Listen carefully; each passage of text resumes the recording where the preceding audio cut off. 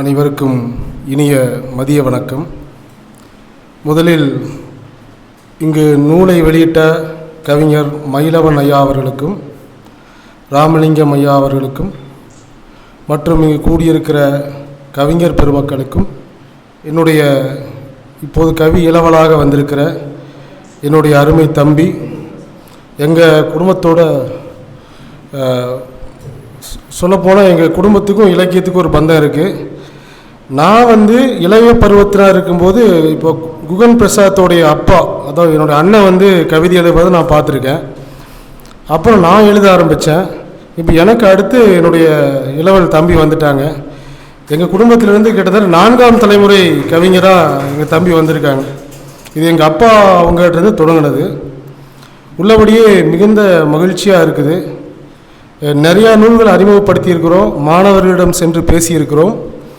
அதில் என்னுடைய தம்பி, நாங்கள் நிகழ்ச்சி வீடுகளில் திருமண விழாக்கள் எல்லாம் அவங்க வீட்டுக்கு போனாலும் நாங்கள் பெரும்பான்மை எல்லோரும் வேறு விஷயத்தை பற்றி பேசிகிட்டு இருப்பாங்க.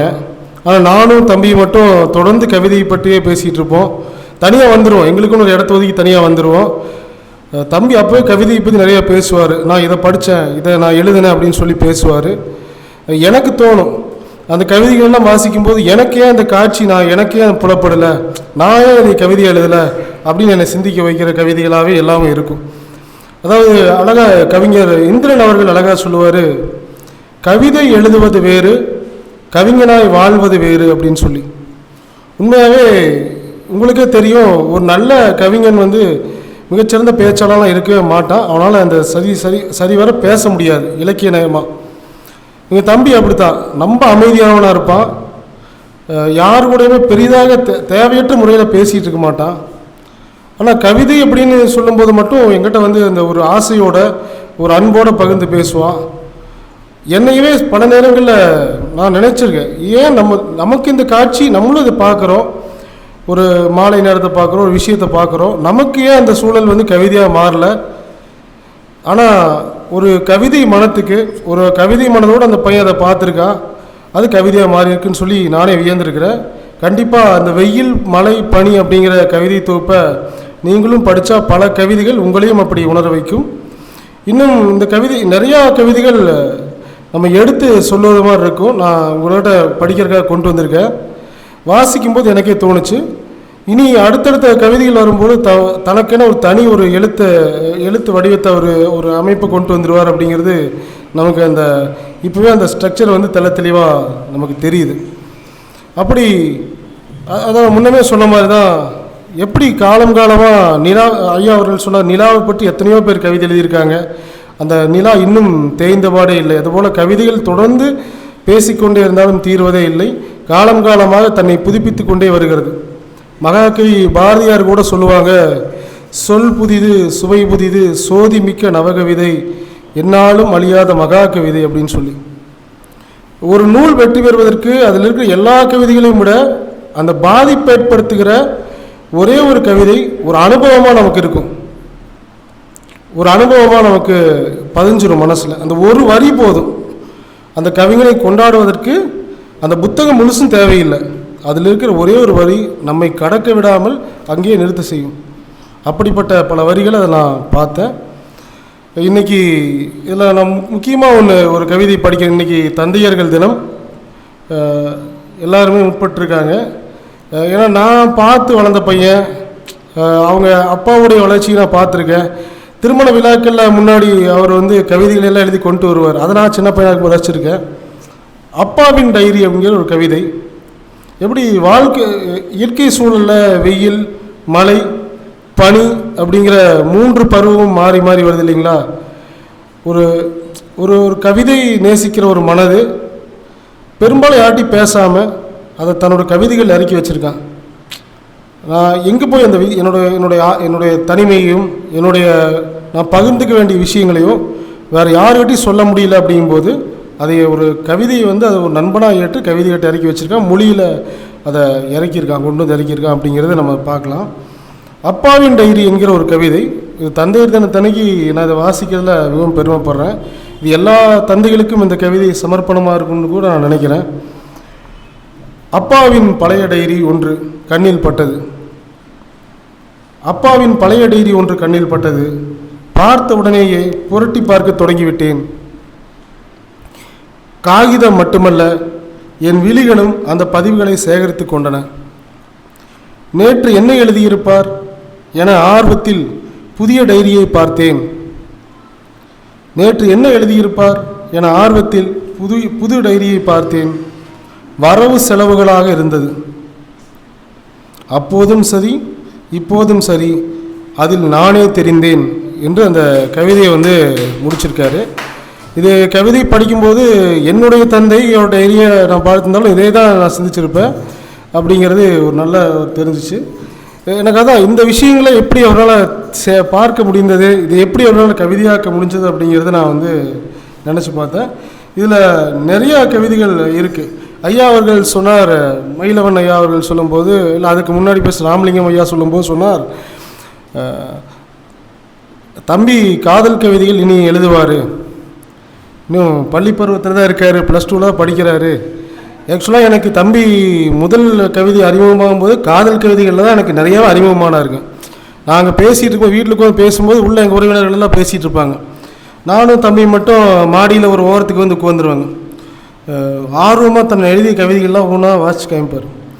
பெரும்பாலான கவிதைகள் அந்த வயதுக்கே, அந்த பள்ளி வயதுக்கே உட்பட்ட ஒரு துள்ளலோடவும் ஒரு ரசனைத்தன்மையோடும் அந்த கவிதைகள் இருக்கும். நான் கூட நேற்று ஒரு வாரத்துக்கு முன்னாடி எனக்கு அந்த சாஃப்ட் காப்பி அனுப்பிச்சிட்டாரு.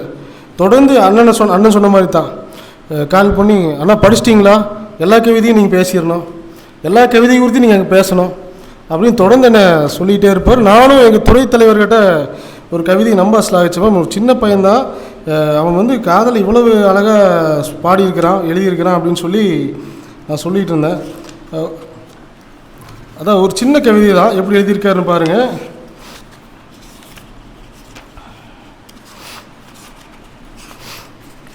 அந்த கவிதை எனக்கு இன்னும் ஞாபகம் இருக்குது, அது என்ன கடந்து போக முடியும். சின்ன கவிதை தான், அவர் கேளிக்க. எனக்காக அவள் பிறக்கவில்லை என்றால் என்ன? ஒரு காதலி பார்க்குறாரு, எனக்காக அவள் பிறக்கவில்லை என்றால் என்ன, அவளுக்காக நான் பிறக்கவில்லை என்று ஆகிவிடுமா என்று ஒரு கவிதை. எனக்காக அவள் பிறக்கலை, அது ஓகே, அதுக்கு அவளுக்காக நான் பிறக்கலை அப்படின்னு ஆகிவிடுமா அப்படின்னு சொல்லி ஒரு கேள்வியோட அந்த கவிதையை முடிச்சிருப்பார். நான் நினச்சேன், நம்ம இத்தனை காதல் கவிதை எழுதுகிறோம், இது நமக்கு இன்னும் வாய்க்கலை, ஆனால் தம்பி சின்ன வயசில் ஒரு தேர்ந்த காதல் கவிதையாக நான் பார்த்தேன் அப்படின்னு சொல்கிறேன். அப்புறம் இன்னொரு கவிதை,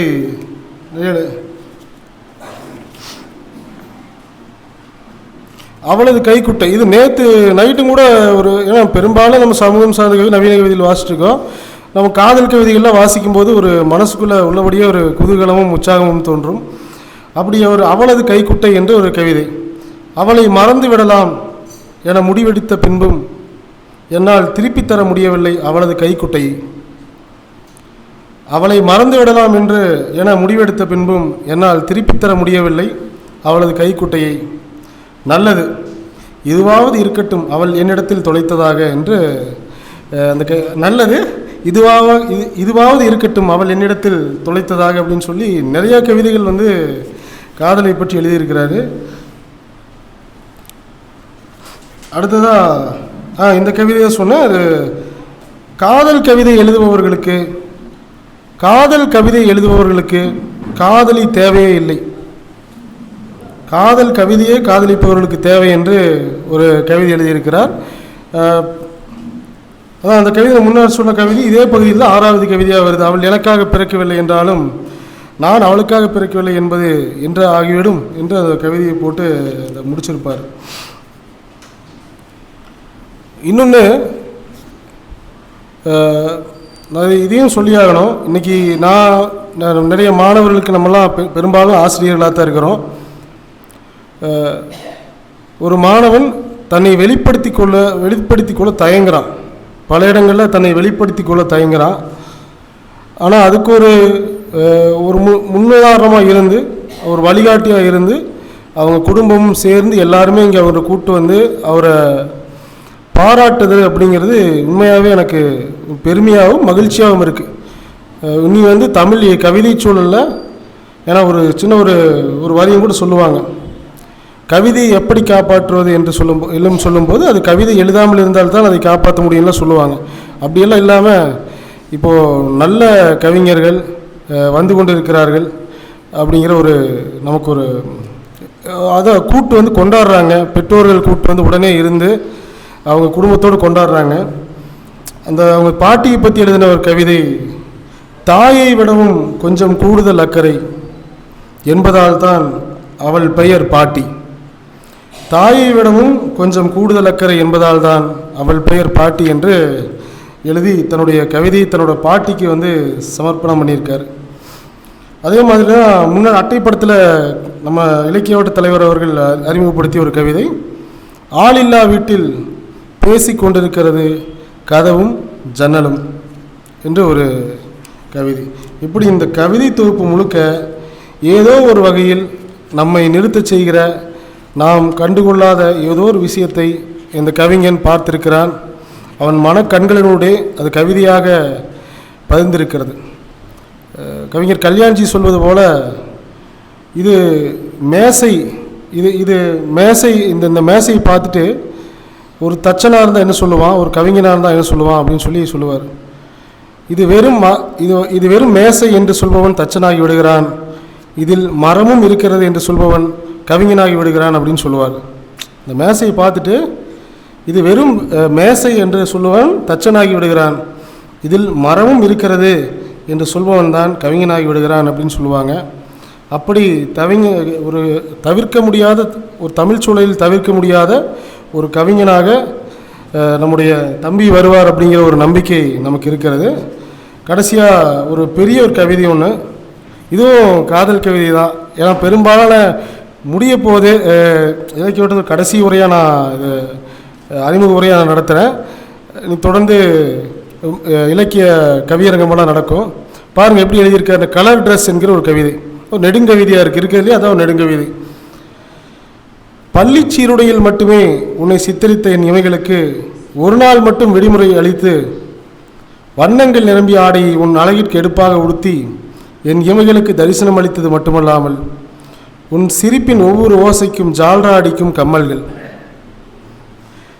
இரட்டை ஜடையிலிருந்து விடுபட்டு என் காதலை போல ஒரே பக்கமாக சீவிய உன் முடியின் அலங்காரம், வழக்கம்போல் இல்லாமல் இன்று என்னை கூடுதலாக வசப்படுத்த உன் திறவும், இளஞ்சிவப்பு சாயலை உடுத்திய உன் உதட்டின் படிக்கட்டு, அடடா அடடா, இந்த பிறவியின் மொத்த நினைவுகளையும் ஒற்றை நாளிலேயே செலவழிக்க சொன்னால் எப்படி என்று, இந்த பிறவியின் மொத்த நினைவுகளையும் ஒற்றை நாளிலேயே செலவழிக்க சொன்னால் எப்படி, கொஞ்சமாவது இந்த அழகை மிச்சம் வை, அடுத்து என்னும் எத்தனையோ நாட்கள் மீதம் இருக்கின்றன, எப்படி இருந்தால் என்ன, எப்படி இருந்தால் என்ன, நீதான் எப்படி இருந்தாலும் என்னை கவர்ந்து விடுகிறாயே என்று அந்த கவிதை நிறைவடையுது. இது மாதிரி நிறையா கவிதைகள் இருக்குது. நம்ம சந்திக்கும் போது சில சில விஷயங்களையும் கூட அவர் கவிதையாக தூக்கமற்ற இரவுன்னு சொல்லி, எப்படி நான் இது படிக்கும்போது நான் சொன்னேன், மனுஷ புத்திரனோட ஒரு சாயல் பெரும்பாலான கவிதைகளில் இருந்துச்சு. ஏன்னா நம்ம தம்பி படிப்பார் அந்த கவிதையை, அவரை பார்த்து நான் வியந்திருக்கிறேன். எப்படி ஒரு மனுஷன் காலையில் 6 மணிக்கு ஒரு கவிதை எழுதுவார், ஃபேஸ்புக்கில் பார்த்தா காலையில் 5 மணிக்கு ஒரு கவிதை இருக்கும், 5:30 மணிக்கு ஒரு கவிதை இருக்கும், 6 மணிக்கு எழுந்திரிச்சு டீ சாப்பிடும்போது அந்த தேநீர் கோலை பற்றி ஒரு கவிதை இருக்கும். இப்போ நான் நினைப்பேன், எப்படி ஒரு நாள் தொடர்ந்து கவிதை எழுத முடியுது, தொடர்ச்சியாக எழுதிட்டு இருக்க முடியுது அப்படின்னு யோசிப்பேன். நம்ம ஓய்வு கிடைக்கிற நேரத்தில், இந்த அன்றாட பணி வேலைகளில் ஓய்வு எடுக்கிற நேரத்தில் நம்ம கவிதை எழுதுகிறோம். சில நேரங்களில் பேப்பரும் பேனாவும் இல்லாத நேரங்களில் கவிதை தோன்று நம்ம எழுதுவோம். ஆனால் ஒரு மனசு எப்படி தொடர்ந்து எழுத முடியும் அப்படின்னு நினைப்பேன். அதுபோலவே தம்பியோட கவிதைகளையும் படித்து வேந்தேன். எல்லா தருணங்களையுமே கவிதையில் கொண்டு வர முயற்சி செஞ்சுருக்காரு. முன்னது சொன்ன மாதிரியே அடுத்தடுத்த தொகுப்புகளில் இன்னும் மெருகூட்டப்பட்ட ஒரு தனக்கென்ற ஒரு தனி ஒரு சாயலை உடைய கவிஞனாக, ஒரு மிகச்சிறந்த தமிழ் நம்ம இலக்கிய வட்டத்திலே ஆகட்டும் இல்லை தமிழ் இலக்கிய சூழலில் ஒரு தவிர்க்க முடியாத கவிஞராக தம்பி அவர்கள் வருவார். எங்களுக்கும் எங்கள் குடும்பத்திற்கும் மீண்டும் ஒரு கவிஞரும், எங்கள் குடும்பத்துக்கு இலக்கியத்தில் மீண்டும் நான் இருக்கிறேன், நம்ம குடும்பத்தோட எச்சமாக இருக்கிறேன்னு சொன்ன தம்பிக்கு என்னுடைய வாழ்த்துக்கள். இன்னும் நிறையா கவிதைகள் இருக்குது, சொல்லிகிட்டே போகலாம். எனக்கு பிடித்த 2-3 கவிதைகளை மட்டுமே நான் இங்கே சொன்னேன். என்னுடைய அருமை தம்பி குகன் பிரசாத் அவர்கள் வாழையடி வாழையாக தமிழ் போல இப்படி தமிழ் வந்து இன்னும் தொய்வில்லாமல் வளர்ந்து கொண்டே இருக்குது. காலங்காலமாக நான் முன்னாடி வந்தோடனே ஒரு சங்ககால கவிதை ஒன்று சொன்னேன். பாருங்கள் எப்படி வியப்பாக இருக்குன்னு. கலித்தொகையில் 51வது பாடலில் ஒரு காதலை பற்றி ஒரு கவிஞன் பாடியிருக்கிறான். அதே ஒரு 5000 வருடங்கள் 6000 வருடங்கள் கழித்து குகன் பிரசாத் என்கிற ஒரு கவிஞனும் பாடியிருக்கிறான். அதை தொடர்ச்சி பாருங்கள், அந்த நீட்சி அப்படியே தொடர்ந்து வந்துகிட்டே இருக்குது. மெல்லத்து தமிழினி சாகும் அப்படிங்கிற நிலையெல்லாம் இல்லாமல் தமிழ் இன்னும் வளர்ந்து கொண்டு இருக்கிறது என்பதற்கு இதெல்லாம் ஒரு சான்று. நல்ல ஒரு கவிதை தொகுப்பு. இங்கே வந்திருக்கிற வாசகர்கள் அனைவரும் படியுங்கள். நானும் என் கல்லூரியில் இருக்க அனைத்து மாணவர்களுக்கும் இந்த நூலை சென்று சேர்க்கிறேன். அது தமிழுக்கும் இந்த இலக்கிய வட்டத்திற்கும் நான் ஆற்றும் ஒரு பெரும்பணியாக இருக்கும் என கூறிக்கொண்டு விடைபெறுகிறேன். நன்றி, வணக்கம்.